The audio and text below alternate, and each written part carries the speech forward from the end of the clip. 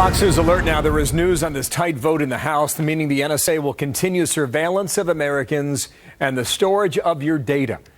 Now, an amendment to defund the program defeated by only 12 votes. It was close, no doubt. And the measure's author, who lost, by the way, says he's encouraged by that slim margin. Look, the Republican side, we did fantastic. We got the people we thought we would get on this vote, and we hope we can continue to get more and more Republicans who care about these issues, and I think we will in years to come. It doesn't look like he'll get the support of my guest now, New York Republican Peter King, sitting on the House Homeland Security Committee, voted against that bill, ultimately won. And sir, good morning to you and welcome back to our program. You believe we need this. Why do we need this surveillance? This program is absolutely essential. To start off with, it's prevented more than 50 attacks against the United States and/or our allies overseas.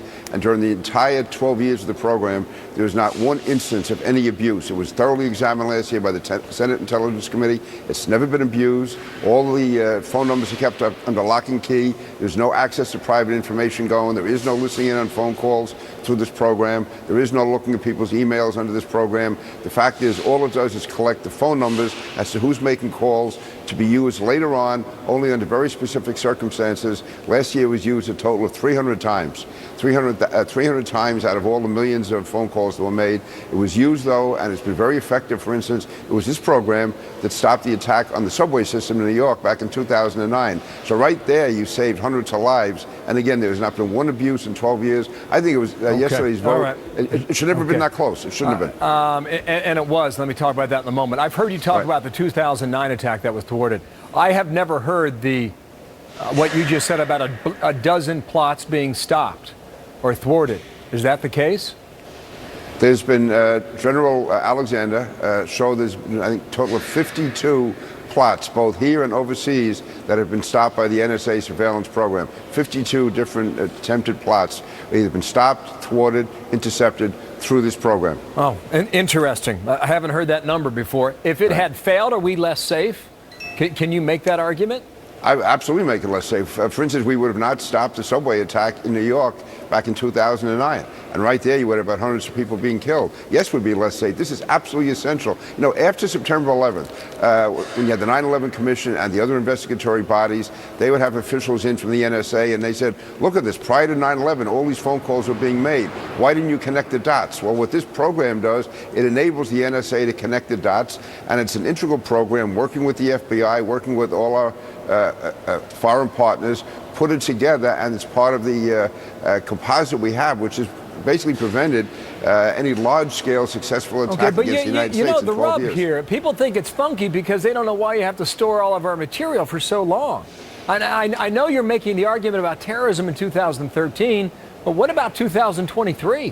What about 2033? You know, what is the excuse and the potential for abuse then?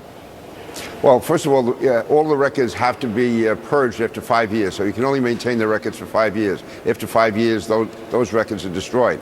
And as far as an excuse, I mean, it's not really an excuse. You know, the thing is, you have to find a needle in a haystack. You can't find the needle if there's no haystack. We have to have all the numbers there so that if a phone number from overseas, a terrorist phone call, a terrorist phone number comes up, you use that number, you drill it into this metadata of millions and millions of phone numbers we have and phone calls, and that's how you find out who they've been talking to in the U.S. and who those people have been talking to. And that was very essential in the 2009 attempted subway attack in New York. If you don't have all the numbers, you might as well have none of the numbers. Okay, I have one more question on this. It was a tight vote, and a lot of Republicans voted for. I mean, you know, you and Speaker Boehner and Nancy Pelosi voted against it. I mean, that was like the triad that helped defeat this. But it may come up again. Will it pass? Will it pass next time? I would certainly hope not. To me, it would be shameful. It would be dangerous. It would put Americans at risk. It would bring us back to September 10th, 2001. I was there. I mean, I lost well over 150 people in New York on September 11th. I never want to go through that again. And if you have a program which has never been abused and which has saved lives, to me, it would be a surrender for us to be giving up that program. All right, Peter King, thank you, the Republican from New York. Thank you, sir, for coming back.